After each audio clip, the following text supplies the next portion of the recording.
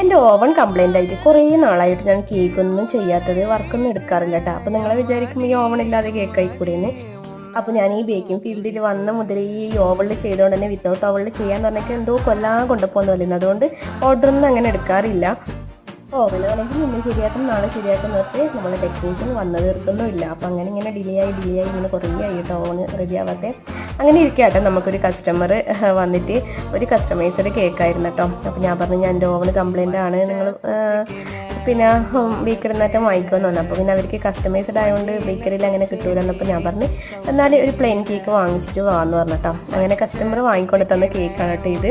Red velvet കേക്കാണ്. അപ്പോൾ അതിൻ്റെ മുകളിൽ ചോക്ലേറ്റിൻ്റെ സംഭവങ്ങളൊക്കെ ഉണ്ടായിരുന്നു. അപ്പോൾ അത് ചോക്ലേറ്റ് കുത്തിവെച്ച് അവിടെ ഗ്യാപ്പ് വന്നപ്പോൾ ഞാൻ അത് ക്രീം വെച്ചിട്ടൊന്ന് ഫില്ല് ചെയ്ത് കൊടുക്കുന്നുണ്ട് കേട്ടോ. ഈ വര കണ്ടപ്പോൾ തന്നെ നിങ്ങൾക്ക് മനസ്സിലായിട്ടുണ്ടാവില്ലേ വരയിൽ ഞാൻ എത്രത്തോളം എക്സ്പേർട്ട് ആണെന്നുള്ളത്. അതെ, 8 എന്ന് പറഞ്ഞത്